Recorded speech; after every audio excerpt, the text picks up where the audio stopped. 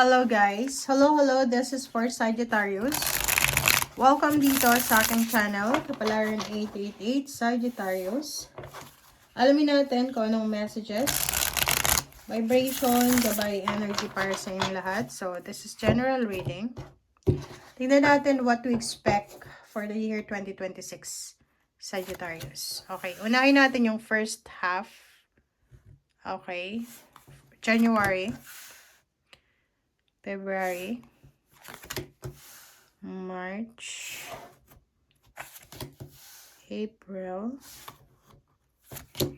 May, and June. Okay.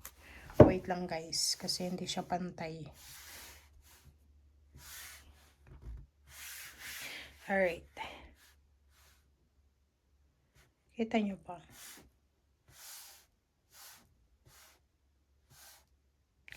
Okay, Sagittarius.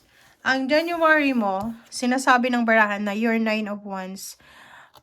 Medyo napapagod ka. Paki-comment nga sa comment section. Kasi ito yung kasalukuyan mong energy ngayong buwan na Enero. Possible na pagod ka na sa trabaho. Pagod ka na sa relationship mo. Parang pagod ka na sa araw-araw mong ginagawa. Paki-comment sa comment section. February, King of Pentacles.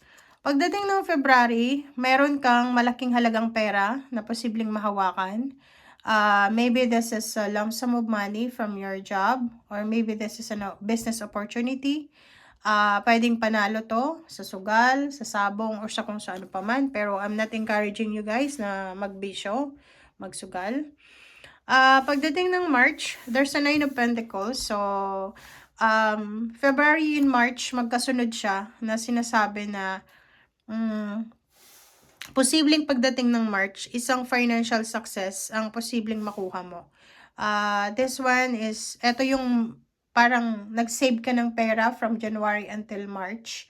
And pagdating ng March, malaking halagang pera ang posibleng mahahawakan mo. April, nakikita ko na possible na may mga emotional burdens ka na pwedeng ma-encounter. Natatakot ka dito. Hindi ko alam kung bakit ka takot, but you need to face your fears. Hindi siya pera ha. Emotion. So, pwedeng may mga Sagittarius na pagdating ng April, makaranas kayo ng stress, anxiety, or anything na pwedeng magdala sa inyo ng takot. And pagdating natin ng May, 7 of Pentacles, you're waiting for money. You're waiting for a promotion. You're waiting for a lump sum of money. Pwedeng umutang ka sa bangko, nagbebenta ka ng bahay, sasakyan. You're waiting for the money. And June, Hermit, nakikita ko sa'yo dito na meron dito na Sagittarius sa pagdating ng June. Marami kang kailangan pag-isipan. Kasi ang dami-dami mong may iniisip sa first half. And pagdating ng June, kailangan mong upuan yan. So, ibig sabihin, January hanggang May, maraming gumugulo sa isip mo. Decision making, especially January. Ang dami-daming gumugulo na kailangan mong pagdesisyonan. And pagdating ng June, yun yung buwan na posibleng magkakaroon ka ng lakas loob. Okay, magkakaroon ka ng lakas loob para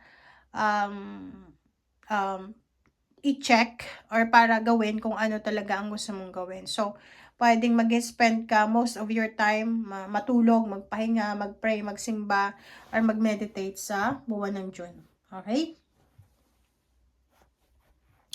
Alright. So, let's check. Let's check the second half.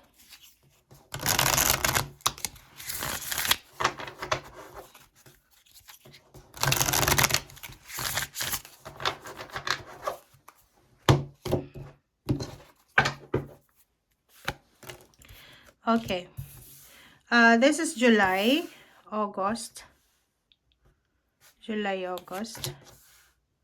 September, October, November, December. Alright, so, kung makikita mo dito, yung August mo is Queen of Swords. So, ibig sabihin niya, kailangan mong maging courageous, kailangan mong maging matatag, kailangan mong maging assertive, consistent sa kung ano man tong pinaplano mo from January until June. Kasi yung 6 months na yan, especially month of January, meron kang paplanuhin na pwedeng natatakot ka na gawin. Parang mixed emotion siya. Natatakot kang gawin, pero gusto mong gawin. So, pagdating ng June, pag-iisipan mo siya ng maraming beses kung gagawin mo talaga. So, pagdating naman ng July, sinasabi ng barahan na kung ready ka na sa decision mo, kailangan mo nang i-execute yan. Okay? Knight of Swords, August, sinasabi ng barahan na magdahan-dahan ka sa kung ano man na decision making mo. Huwag tayong mabilis gumawa ng aksyon. Yung Knight of Swords dito ay hindi siya masyadong maganda na energy kasi katabi siya ng Queen of Swords. So, sinasabi ng baraha na kung ano man tong pagdidesisyon na gagawin mo, make sure na dahan-dahan ka lang. Six of Cups, pwedeng ikaw ay bibisita sa mga dati mong kakilala, kapamilya, magkikita kayo ng mga dati mong katrabaho, dating kaibigan, mga ex, pwedeng magkabalikan. Kung isa kang OFW, pwedeng umuwi ka ng Pilipinas for vacation. And etong September na to, sinasabi ng barahan na maraming posibleng mangyari. Yung mga nangyari sa past ay pwedeng bumalik. Yung mga nangyari sa kasalukuyan ay pwedeng ibaon sa limot. Okay, October, 10 of Pentacles. Ganda nito eh.